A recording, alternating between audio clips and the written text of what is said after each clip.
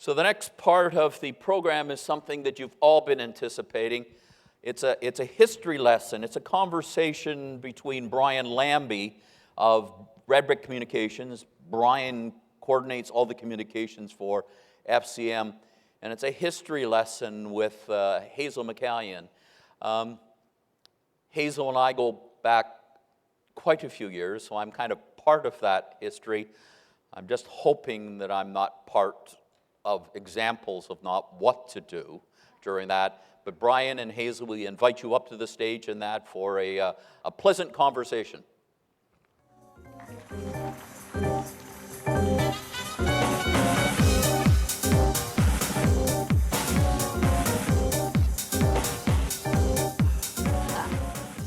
Well, I'm looking forward to this, and I'm nervous. I've got to be honest. I feel like I've got to do breathing exercises based on what the doctor said. And I think I'm nervous not only because you're my mayor, but you've always been my mayor. Oh. I haven't known another mayor. And according to our records, your first AMO conference was August 1968. I was 3 months old. So it gives you a sense. You're not running in the next election. That's right. Nick Nano says you're expected to win. And all of these people want to know how you win elections, because they are going to be running, a lot of them. So we've got about 10 minutes to figure out how we put all of your expertise into their careers. That's what I'd like to do. So what is it that makes Hazel McCallion Hazel McCallion? How have you built such a loyal following for so long? Well, I think you have to work hard at it and be committed to whatever you do in life. I was in the private sector for 30 years and then retired and got into the public sector. I've given the public sector the same commitment and hard work that I gave in the private sector. That is, when you undertake a job, you should give it your best, because usually the best comes back to you in many ways. So I want to back up just a little bit there in case anybody missed that. You were in the private sector for 30 years? Yes. Before your first municipal election, is that right? That's right. Okay. And how did it go early on? Because I understand your introduction to municipal politics was a bit rough. Well, the first year I ran as deputy reeve of Streetsville, and of course the women voted against me. They didn't know where this wild woman came from that wanted to get into municipal politics, and in their opinion was a man's world. So I lost, and it was a one-year term then. I went back and worked in the community. I was president of the Chamber of Commerce, ran a trade fair in Streetsville. So I went back and did my job in the community. The next time I ran, I won. I haven't looked back since then. 68, 69. Okay, so 68, sorry. You've gone from running a small village to running the 6th largest city in Canada. I'm wondering if the approaches that you use to running a small town or the small village of Streetsville, if you use the same approaches today, or if the job has changed as the cities have grown. Oh, it has changed. When I was mayor of Streetsville, we didn't have staff. We had a plumber as an engineer, and I hired a professional engineer to find out where all the sewer lines and water lines were, because the politicians showed the contractor where to put them, but there were no drawings or anything. So I had to get the, having worked for an engineering firm for quite a few years, I knew what had to be done, and et cetera. So I signed the welfare checks as mayor of Streetsville. And by the way, I held some back because I knew what they were doing. They're getting welfare. All right. So several years ago, I've lived in Mississauga my entire life, but several years ago I shared a house in Mississauga with 3 guys from New Liskeard. I shared a house with 3 guys from New Liskeard. Where's New Liskeard? Somebody's got to be here.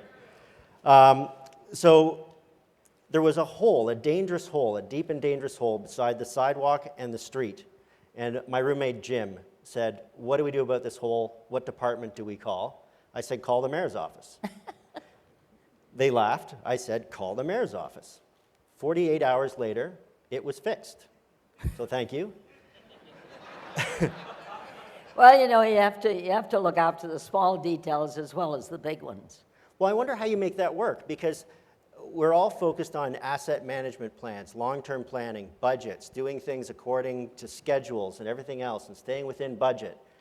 Is it productive or disruptive when a powerful mayor calls and says, drop what you're doing and fix that hole on Rosemary? I never say drop what you're doing, I just add it to what you're doing. But how do you make that work? Because you have made it work in Mississauga. It doesn't. Well, I think I've been blessed with wonderful staff at the city, and they come. I respect them, and therefore, if you want the staff to respect you, and when you call them, they do answer and get the job done. I've tried to apply the private sector approach to management in the public sector. It's not easy. Sometimes, but if you have good staff that realizes that the only service we have to offer, we don't produce a product, we produce service as a municipality. So you give good service, and when the people call, if they call the mayor, they get action. If they call, but I don't assume. I tell them that, have you called your counselor? I often get calls from people saying, I called the counselor and they didn't respond. I'll say, I'll check that. Usually it is that the counselor gave them the same answer I'll give them, but they didn't like the answer. So they call the mayor. You got to support your counselors to make sure that there isn't this, because the citizens like to divide and conquer. You can't let them divide and conquer your counselors from the mayor. You have to support your counselor. Make sure that they either didn't answer or they did. And I go back to people and say, well, the counselor answered you, but you didn't like the answer. Well, you're getting the same one from the mayor.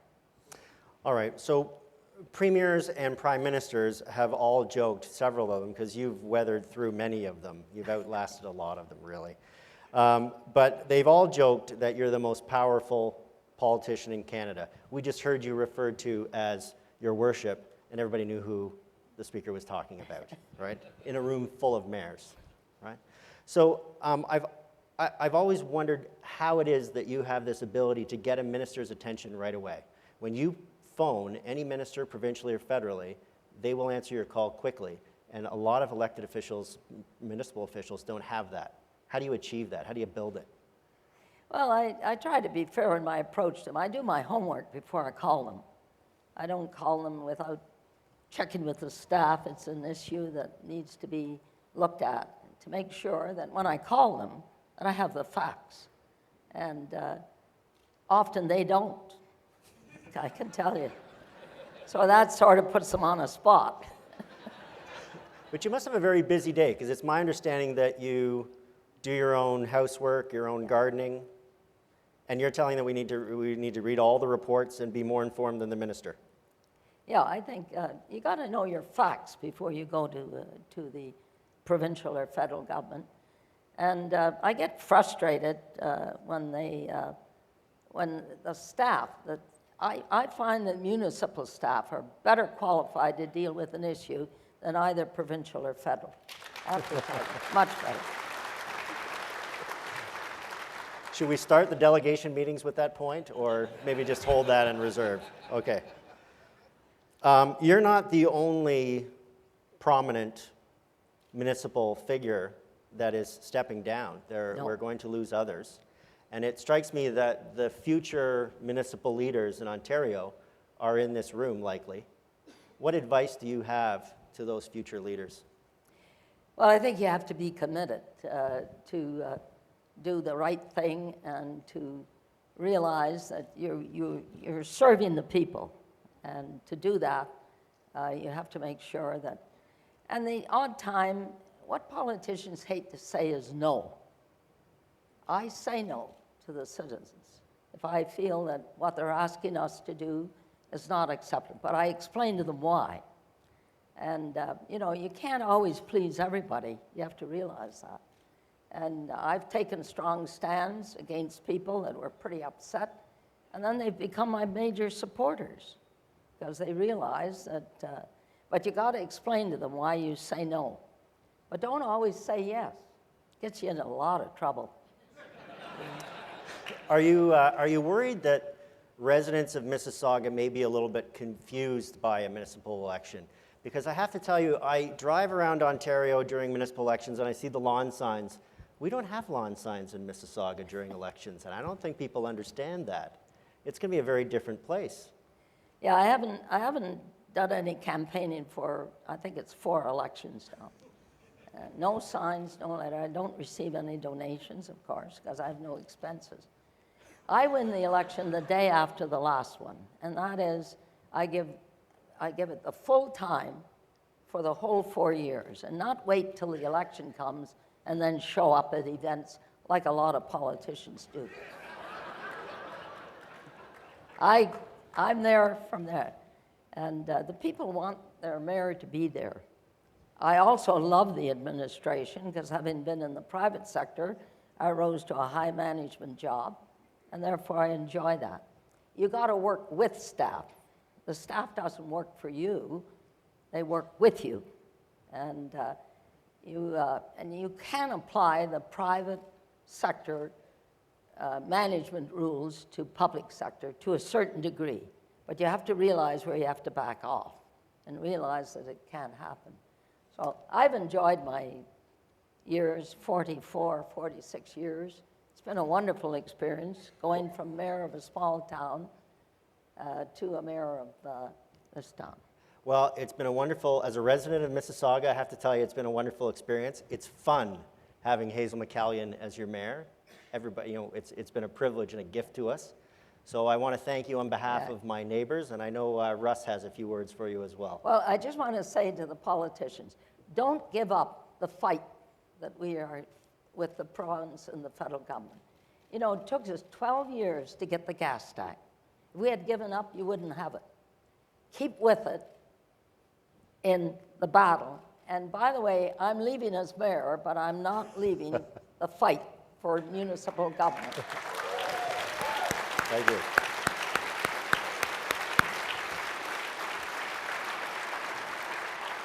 Well, ladies and gentlemen, it's indeed my pleasure to be up here. I'm a Streetsville boy.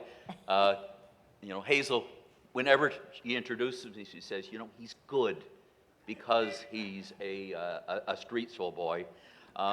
One of the nice things is that Hazel's always looked up to me when we're standing side by side. But ladies and gentlemen, before Mayor McCallion and Brian Lambie leave the stage, I need to make an important announcement. Today, Mayor McCallion is becoming an honorary life member of the Association of Municipalities of Ontario.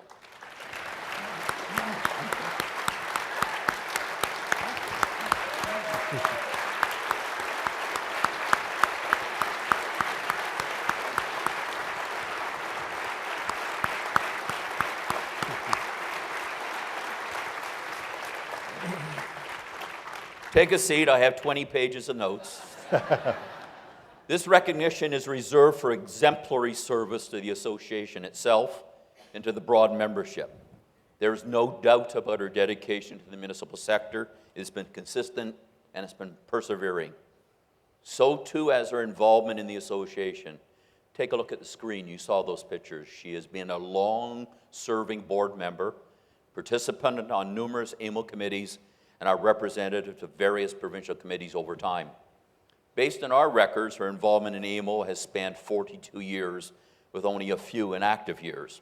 She was the AMO president in 1978 to 1979. I think I was born, Hazel. And the 7th female president of the association. This recognition is not bestowed either regularly or lightly. Hazel is the 6th person to become an honorary life member of the Association of Municipalities of Ontario. One of her often used phrases is, "Can you imagine?" Okay, her inflection makes it a phrase that grabs your immediate attention because you know that it will be followed by a very, very powerful opinion. I can tell you there were many an MOU meeting where the phrase, "Can you imagine?" was invoked. Hazel, with this honor, we thank you for your years of leadership, for your good counsel, for your vision, for your tenacity. You've helped to make this association stronger, and it's particularly insightful for me as a Streetsville boy to make this presentation to a Streetsville girl. Hand there? No.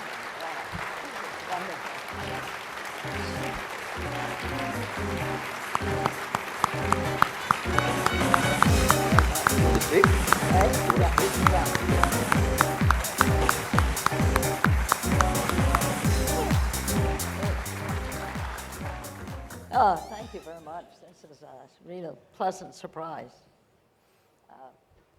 I've enjoyed working for the municipalities. I hope that even though I was mayor of Mississauga, I always felt that I had to contribute some time to the good of municipal government in Ontario and Canada, because I think it's important. You can't just deal with your own municipality. And it's been a wonderful experience. You know, you got to enjoy what you do, whatever job you undertake. I enjoyed the private sector, and I've thoroughly enjoyed the public sector. It's just been a real privilege. The many friends I've made throughout the province, and at this conference, like many, meeting them again. I also enjoy meeting those that said, you know, you inspired me to get into politics. And I've tried to encourage young people to join the municipal. It is the most important level of government in Canada, no question about it. And we impact the lives of people every day. We are the government that is looking after them every day, and it is so important. And I think that we have to encourage more young people to serve government in an administration point of view as well, to encourage young people to realize that they have a major role to play in deciding the services for people. And I hope many of you are trying to do that. I set up the Mayor's Youth Advisory Committee in Mississauga soon after I was elected mayor, and it has encouraged young people to run for office, which is good. But also the administration is very important. I'm going down to Charlottetown in September. I've been chosen as one of 23 women to determine the bold future vision for Canada for the next 150 years. And quite honestly, remember, you will recall that 23 men did it 150 years ago. Now the women are going to do it. And my role will be to determine or to have the bold vision on what should happen to government in Canada. So look forward to the book that's going to be published. You know, local government I've never considered even going on to provincial or federal. You're too far from the people. At local government, you're with your people every day, either at church or Sunday or shopping, etc. So my life, which I've given to local government since I joined it many years ago. So you are the most important politicians and administrative staff in Canada. Think about it seriously and realize I'm discouraged with the way in which press attacks politicians. I think it's most unfortunate. But don't give up. We are the people's government, local government. Remember that. And we are, in the eyes of the public, the people, the elected people that really serve the people. Same for the administrators. We need good people. And I've been blessed all these years as mayor of Mississauga with excellent staff, committed staff, and with politicians that have served me for 24 and 26 years. So you see, there's a lot of satisfaction. And this honor today, I have to tell you, Russ, is really wonderful. I look forward to being with you. And I'm going to continue to fight for you because we're going to win. Don't ever give up. Because you know what? we can weaken them at some point. Thank you.